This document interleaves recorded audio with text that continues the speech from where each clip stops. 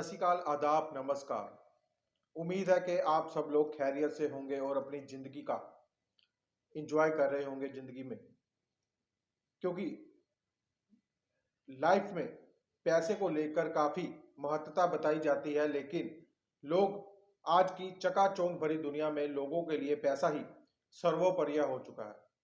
लेकिन इस पैसे के सामने एक ऐसा वर्ल्ड है जिसके सामने पैसे की ताकत भी फीकी पड़ती हुई कई बार नजर आती है, और वो वर्ल्ड है ईमानदारी। लेकिन आज के युग में जैसे जैसे लोगों में ख्वाहिशें बढ़ती जा रही हैं, कहीं ना कहीं ईमानदारी लोगों में कम होती हुई नजर आ रही है। ये नहीं कहा जा सकता कि ईमानदारी खत्म हो चुकी है। कई इंसिडेंट ऐसे आपने अपनी जिंदगी में अपने आसपास कई घटनाएं ऐसी देखी होंगी, सुनी होंगी, जिसमें ईमानदारी के आगे पैसे की ताकत भी फीकी पड़ती हुई नजर आई होगी। तो आज की घटना भी एक ऐसी ही घटना से मिलती जुलती है, जिसमें लोगों में पैसे की ललक के चलते बड़ा क्राइम करने से भी लोग कतराते हुए नजर नहीं आते। सत श्री अकाल। क्राइम चर्चा की आज की कहानी शुरू करने से पहले मैं विवेक ढल एक बार फिर आपका स्वागत करता हूं। आज की कहानी है पंजाब के सबसे बड़े शहर, औद्योगिक नगरी, जिसको मैनचेस्टर ऑफ इंडिया के नाम से भी जाना जाता है, शहर लुधियाना। इसमें एक लड़का जिसकी उम्र तकरीबन 30-32 साल, 4 साल से फाइनेंस कंपनी में नौकरी कर रहा था, जिनका काम होता है बैंकों से पैसा लेकर एटीएम में डिपॉजिट करना या बैंकों की ब्रांच से पैसा इकट्ठा करके उनके हेड ऑफिस तक पहुंचाना। कैश कलेक्शन वैन जिनको कहा जाता है। अक्सर आप लोगों ने अपने शहर में ऐसी वैन्स को एटीएम के आसपास या बैंकों के आसपास देखा होगा, जिसमें सिक्योरिटी गार्ड के साथ कुछ कर्मचारी बड़े बड़े ट्रकों में पैसों का आदान प्रदान करते हुए नजर आते हैं।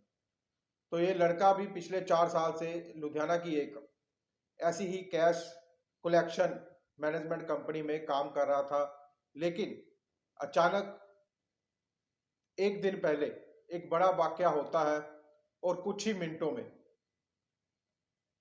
2 करोड़ 19 लाख रुपए वैन से गायब हो जाते हैं, जिसको लेकर अब पुलिस जगह जगह तलाश कर रही है। और लेकिन अभी तक 2 दिन बीत जाने के बावजूद भी पुलिस के हाथ अभी तक खाली है। मामला लुधियाना से संबंधित है। लुधियाना की कैश कलेक्शन मैनेजमेंट कंपनी, जिसमें हरमिंदर सिंह नाम का एक व्यक्ति पिछले 4 साल से एज ए केयर टेकर काम कर रहा है, और रूटीन की तरह 2 दिन पहले वो सिक्योरिटी गार्ड को साथ लेकर बैंकों से पैसा कलेक्शन करने के लिए जाता है। और जब वापस आता है, और जब कैश वैन वापस हेड ऑफिस, उन बैंकों के हेड ऑफिस में कैश लेके पहुंचती है, तो उस कैश में से 2 करोड़ 19 लाख रुपए कम पाए जाते हैं। मामला आपका बताते हैं कि रूटीन की तरह हरमिंदर सिंह सिक्योरिटी गार्ड सोन सिंह के साथ सबसे पहले लुधियाना के AU small finance bank Pakhowal road की ब्रांच में जाता है, और वहां से 1 करोड़ रुपए ट्रंक में जो उनके द्वारा उनको दिए जाते हैं उसको कैश वैन में लेके आगे अगली ब्रांच में जाता है। और अगली ब्रांच थी उनकी एयू स्मॉल फाइनेंस बैंक की ही माल रोड स्थित ब्रांच पे। तो वहां से 1 करोड़ 46 लाख रुपए उनको दिए जाते हैं हेड ऑफिस पहुंचाने के लिए। तो वहां से वो निकल के किसी और बैंक, कैनरा बैंक, जो गिल रोड पे स्थित था लुधियाना के, वहां पे पहुंचता है, और वहां पे गनमैन को अपनी बातों में उलझाकर कोई बहाना लगा के गनमैन को, जो सिक्योरिटी गार्ड उसके साथ था, उसको वहीं पे उतार देता है और वैन लेके वहां से निकल जाता है। कुछ ही मिनटों बाद वो वैन लेके वापस वहीं जहां पे सिक्योरिटी गार्ड को उतारा जाता है वहां पे पहुंचता है, और सिक्योरिटी गार्ड को वैन देके खुद वहां पे उतर जाता है। अब सिक्योरिटी गार्ड वैन लेके एयू स्मॉल फाइनेंस बैंक के हेड ऑफिस जो कि पखोवा रोड स्थित था वहां पहुंचता है, और जब वहां पे कैश की गिनती की जाती है तो उसमें से 2 करोड़ 19 लाख रुपए कम पाए जाते हैं। यानी कि वहां पे सिर्फ 18 लाख 80 हजार रुपए उस कैश में से मिलते हैं, और बाकी के 2 करोड़ 19 लाख रुपए के करीब राशि कम मिलती है। तो हरमिंदर सिंह को पकड़ने के लिए कोशिश की जाती है, तो लेकिन तब तक वो भाग चुका था, और पुलिस को इस सब मामले की शिकायत दी जाती है, और जो साथ में सिक्योरिटी गार्ड था उससे पूछताछ की जा रही है। इस सब के बीच में अब ये मामला और दिलचस्प बन जाता है कि गिल रोड गिल रोड की जिस बैंक की ब्रांच में सिक्योरिटी गार्ड को उतारते हैं और दोबारा से वैन लेकर वहां पे पहुंचता है, इन सब के बीच में 20 से 25 मिनट का समय होता है, जिसमें कहा जा रहा है कि इन 20-25 मिनट में ये सारे कैश वैन से पैसे का ट्रांसफर किसी और जगह किया गया, या तो किसी को दे दिया गया या कहीं रख दिया गया। तो अब पुलिस लगातार इस मामले की जांच कर रही है, और लुधियाना में ये मामला अपने आप में चर्चा का विषय बना हुआ है कि कैसे कुछ ही मिनटों में 2 करोड़ 19 लाख की हेराफेरी या ठगी कह ले तो गलत नहीं होगा, एक कर्मचारी करके फरार हो जाता, और पुलिस 2 दिन के बाद भी उसको पकड़ने में उनके हाथ खाली हैं। लगातार जांच की जा रही है। सीसीटीवी जो आसपास के पूरे एरिया के खंगाले जा रहे हैं कि उसमें पता लग सके कि वैन कहाँ कहाँ गई, और रास्ते में कौन लोग उनके वैन के संपर्क में आए, या किसको वो पैसे हरमिंदर सिंह नाम के युवक द्वारा पकड़ाए गए हैं।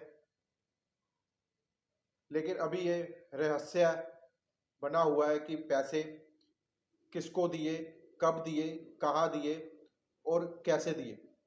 इससे अब पर्दा तभी हटेगा जब हरमिंदर सिंह की गिरफ्तारी होगी, जिसको लेकर पुलिस की अलग अलग टीमें जांच करती हुई नजर आ रही हैं, छापेमारी करती हुई नजर आ रही हैं, और कोशिश कर रही है कि जल्द से जल्द हरमिंदर सिंह को गिरफ्तार किया जा सके, ताकि इतनी बड़ी हेराफेरी के ऊपर से पैसे को रिकवर तो किया ही जा सके, और हेराफेरी के बीच में और कौन कौन लोग शामिल है उसका भी खुलासा हो सके।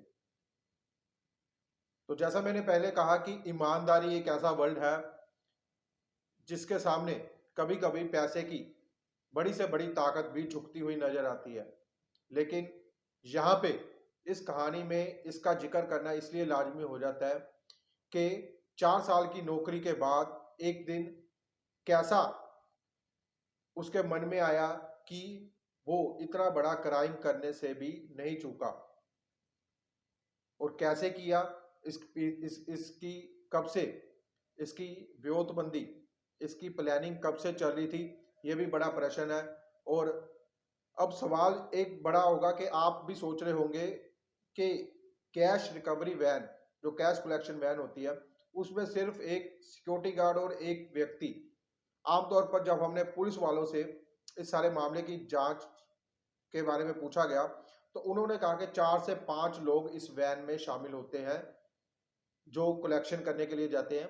लेकिन अब बड़ा सवाल होता है कि इसमें गलती किसकी है, उस फाइनेंस कंपनी की जिसके द्वारा कैश कलेक्शन किया जाता है, या उन बैंक वालों की जिन्होंने भी उनको फाइनेंस देते वक्त ये चेक नहीं किया कि कितने लोग आए हैं। अगर कहीं कोई चूक हो जाती है तो उसके लिए जिम्मेवार कौन होगा। अब पुलिस लगातार कोशिश कर रही है कि हरमिंदर सिंह को जल्द से जल्द गिरफ्तार किया जा सके, और इस पर्दे की, इस घटना के अलग अलग पर्दों से सब खुलासे हो सके कि कैसे उसके द्वारा ये इतनी बड़ी वारदात को कुछ ही मिनटों में अंजाम दे के फरार हो जाता है। अब पुलिस इसके लिए लगातार कोशिशें कर रही है। आपको आज की पेशकश कैसे लगी, इसके बारे में कमेंट्स में अपनी राय जरूर साझी करें। एक बार फिर आपके सामने हाजिर होंगे क्राइम चर्चा के एक और एपिसोड में नई कहानी लेकर।